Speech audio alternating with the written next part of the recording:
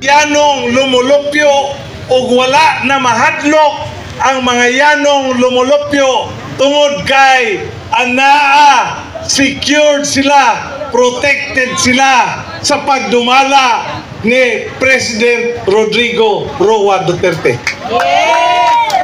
Karong panahona, ingon sa nibalik ang atong kahadlok tungod kay bisan sa iligan dunay mga atong lumulupyo nga kalitan lang og kutlo og kinabuhi bisan sa atubangan sa istasyon sa pulis.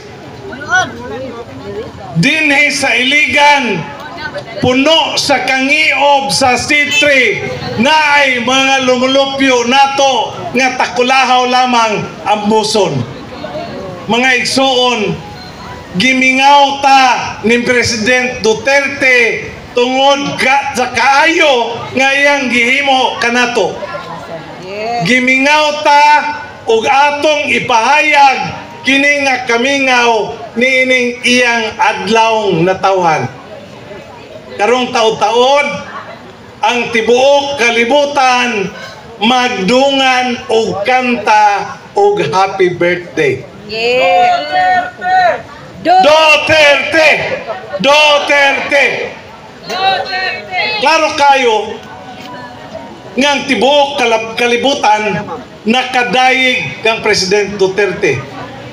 Dito sa Hague, dito sa New York, dito sa tanang suok sa kalibutan ug sa Pilipinas, matagdag kong lungsod, apil sa Bukidnon, apil sa Pagadian, tanang lugar nagsaulog sa birthday ni President Duterte tungod kay atong gimahal si President digong ug siya mo'y nakabilin og marka sa atong kasing-kasing, siya mo'y presidente nga nakatandog kanato.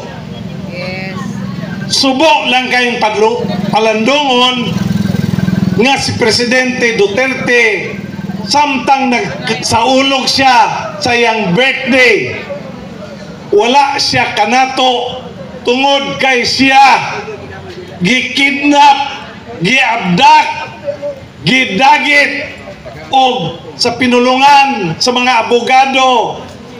An extraordinary rendition was done unto him. Nganong gidagit? Dili na tikinanglan ipasabot sa inyo ha. Ang gobyerno sa Pilipinas mo mismong nigasto aron dagiton si President Duterte, sila'y nagbayad sa eroplano. Sila mo'y nigamit og sobra 7,000 ka pulis aron lang yun ilang mabaling si President Duterte. Dili paigo, imbis nga ang mga pulis mohimo og pag-report sa korte dinhi kay mao may requirement, gihubuan si Presidente Duterte sa iyang tawhanong katungod o gidali-dali og dagit, gidali og dali og dala paingon sa Netherlands. Tungod niini ang mga abogado nagtuo nga gilapas dili lamang ang tawhanong katungod ni President Rodrigo Roa Duterte, kung dili gilapas ang atong balaod. Duterte! Duterte! Duterte! Duterte! Duterte! Duterte! Duterte! Duterte! Duterte! Duterte! Duterte! Duterte! Daghang salamat mga igsoon kong anay motor. Sayod kami nga niduyog pod kamo sa birthday ni President Duterte. Yes! Ako lang sublion. Ingon sa wala mo barog ang kasamtangang kagamhanan. Wala mo barog ang atong presidente sa nasod. Wala mo barog ang atong kapulisan, pinanguluhan sa Chief PNP ug iyang sinugo nga si General Torre, tungod kay imbis nga tahuron ang balaod, iya gyud hinuong gilapas ang balaod.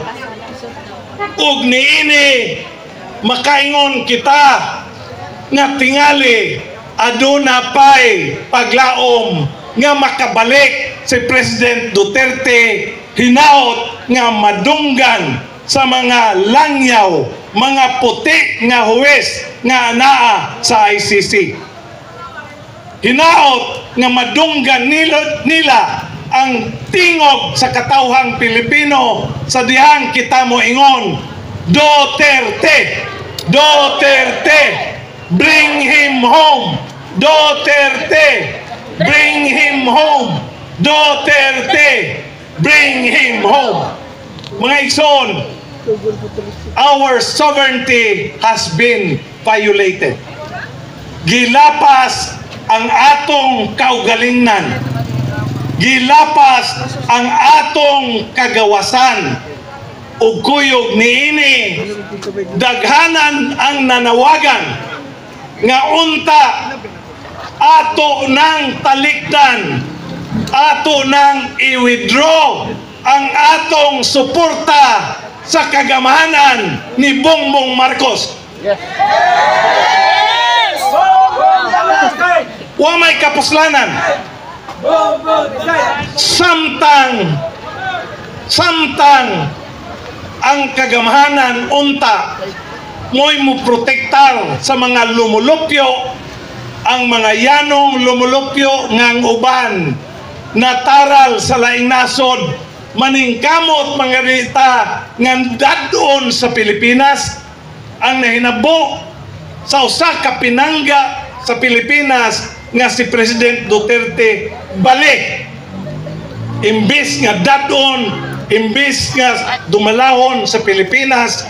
Kung doon naman gani problema sa Pilipinas unta gihimo, mura na lang niingon kini nga kagamanan nga inyuhan na lang ang among lumulupyo.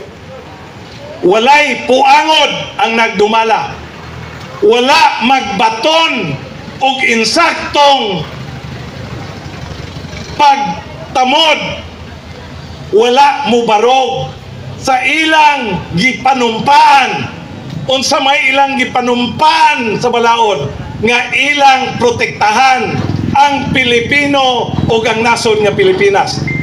Ug kuyog niini na anay nanawagan nga unta ang tanan isulat sa Facebook nga atong i-withdraw ang atong suporta kang Bongbong Marcos o ang iyang administrasyon. Ipahayag nato kini sa atong social media, ipahayag nato kini sa mga kalye, ug ipahayag nato kini sa dihang muadto kita sa presinto aron isulat ang tanang mga senador nga mo'y mo suporta ni President Rodrigo Roa Duterte ug mo'y mo protektar kang BP Inday Sara. Doon na mga huna-huna nga ang uban pamartsahon ato kunong i-occupy ang Panguil Bay Bridge para ipakita nato sa tibuok kalibutan nga wala ta malipay sa gihimo niini nga gobyerno. Hinaot nga magpaabot mo sa mga announcements apan ang akong gustong ipaabot ninyo mao nga ang kahimtang nasyonal kinahanglan nga ato gyung barugan nga maprotektahan si Inday Sara ug atong pilion ang napulo ka senador haron dili matangtang, dili ma-impeach si Vice President Inday Sara Duterte. So ako nganlan aron ato gyud ning tamdan. Number 1, Jimmy Bundok, usa ka abogado, usa ka singer sama sa A to Z band. Si Jimmy Bundok bago lang naminyo ug iyang gihalad ang iyang kaugalingon para protektahan si VP Inday Sara. Si Senador Pinakagahi Bato de la Rosa, wala siya mo pirma sa BICAM report nga daghan kayog bakante nga nagpakita sa corruption dili lamang sa Kongreso kung dili naapoy pipila nga naa sa Senado nga nadala sa korupsyon nga gihimo sa Malacañang og ang speaker sa Kongreso nga gitawag nila og So, kuyog ni ana nga mga panghinabo si Bato nagbagahi. Gani ang uban ningon sobra kagahi si Bato, ang tanang amigo sa Iligan iya pong gisaka ang kamot. Apan para kanako igo na nga protektahan ni Bato si Inday Sara. Ang sunod si Senador Christopher Lawrence Bongo. Si Bongo mo'y nagpasiog na sa malasakit. Karong panahon na muadto ka sa City Hall o sa City Hospital, balibaran ka sa malasakit. Ang balibad walay kwarta, ang tinuod wala sila'y kwarta kay wala nila gi-liquidate ang papilis nga ilang ang ayang i-liquidate. Busa by convenience or by plan ilang iduso ang mga mangayo og tabang sa malasakit dinhi sa Siladon sa tingog nga kauban nining kasamtangan nga administrasyon. Ang tingog, ang duha ka congressmen sa tingog moy grabe ang ilang kwarta nga gi apod-apod kay asawa man sa speaker og sila kay kaalyado man sa City Hall atong maklaro nga ilang gibara ang malasakit haron ang tanan mautangan og kabubuton sa tingog ug aron papirmahon nga kung ikaw makadawat ang imong pamilya pasuportahon sa solid secret. di ba? So mga igsoon, atong butaran, atong ibalik si Bongo haron maplansa og matarong ang malasakit. Human kang Bongo, si JB Hinlo, akong kauban sa pagpangumbinsi kang President Duterte, kauban nato sa Marco Polo 15, ang unang mga tagaguwa sa Davao nga nangumbinsi kang President Duterte mao ang Marco Polo 15. Sa dihang nidaog si President Duterte, nitabang si JB Hinlo ug karong panahon na siya na pod mo'y gikumbinsi nga mo'y mudagan pagka senador, si JB Hinlo. Ang sunod si Raul Lambino. Si Raul Lambino usa ka taga Pangasinan nga kababayan sa ginikanan ni Gloria Macapagal Arroyo, kay ang tag-iya sa Timuga mga taga Pangasinan man, mga makaraeg. So muna si Raul Lambino. Human kang Raul Lambino, si congressman o umaabot nga senador Dante Marcoleta, usa ka isog og mo protektar kang Inday Sara. Human kang Dante Marcoleta mao ang bag-ong girekomendar ni PRRD si Dr. Richard Mata. Human kang Richard Mata si Pastor Apollo Kibuloy sa SMNI. Human kang Pastor Apollo Kibuloy si Attorney Vic Rodriguez nga upat lang kabulan ang iyang executive secretary.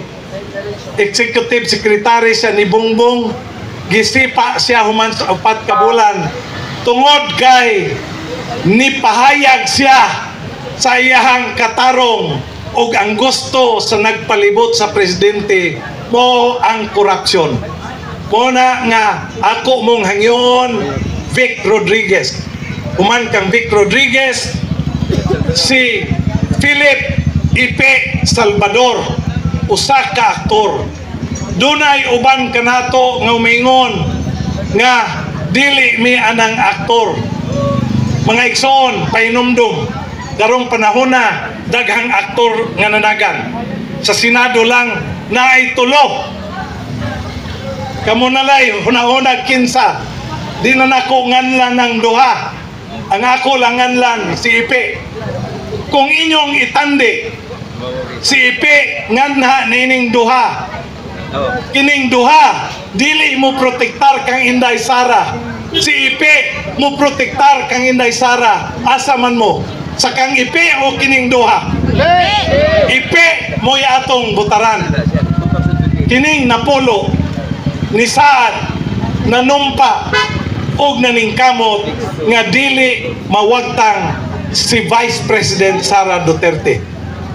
Mga igsoon, karong panahon na kitang tanan sa Pilipinas nag-ungaw nga numan tungod kay ang nagharing hotong ang mga tao sa Malacañang dili gusto og demokrasya.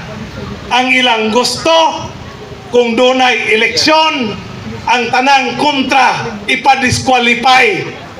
Ang ilang gusto kung naay eleksyon wala sila'y kontra.